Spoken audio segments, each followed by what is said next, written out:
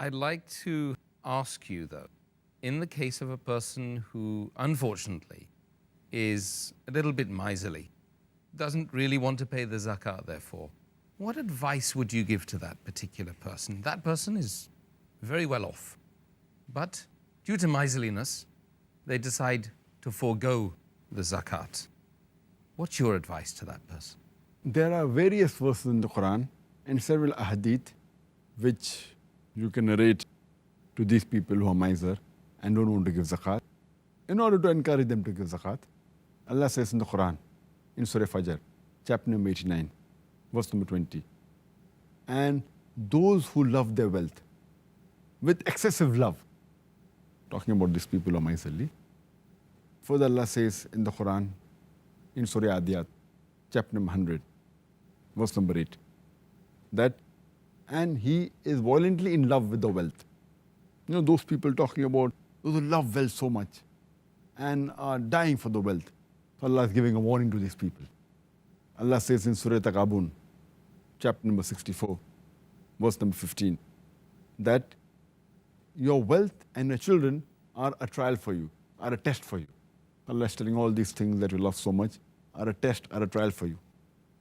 And there's hadith of Tirmidhi, hadith number 2336, where the beloved Prophet said that every ummah would be tested with something, and my ummah would be tested by wealth.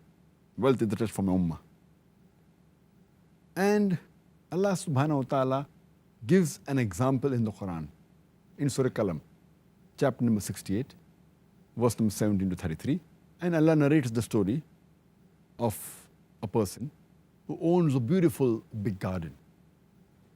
And this person was very charitable. Whatever earnings he got from the garden, he spent whatever was required on the family and in maintaining the garden.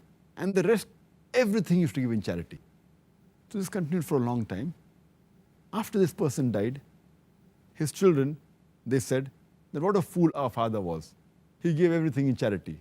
So what they decided, that when whatever harvest they get, whatever goods they get, they will slowly at night take it away to their own homes. The children decided, and no one will come to know. So when the fruits and everything came, they took it to their homes. And next day, when they came to the garden, everything was ruined. And the complete garden was absolutely ruined. And only their garden was affected. And there the Quran says in Surah Qalam, chapter 68, verse number 31, and we have transgressed the limit. And Allah says in the next verse, in Surah Qalam, chapter 68, verse 33, that for these people, there is a punishment in this world and more severe punishment in the hereafter. That means those who love the wealth and are miserly people, there's a punishment in this world. In the next world, there is a bigger punishment. So those people who are miserly and don't want to give zakat, actually zakat is for purification. For whatever impurity you have will be washed away. And it's to increase your wealth. As the Prophet said, I said earlier, that charity does not decrease your wealth. And Allah says in the Quran, in Surah Al-Layl, chapter number 92, verse number 8 to 11, that those people who are miser and who think that they are self-sufficient, Allah subhanahu wa ta'ala makes their path of miserness smooth for them. But the wealth will not save them. And they will fall headlong into the pit. The miser people think that wealth is sufficient for them.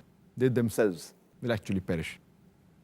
Allah says in the Quran, in Surah Al-Imran, chapter number 3, verse number 180, that those who covetously hold on to the wealth that Allah has given them, thinking that it will be good to them, actually it will be a loss for them.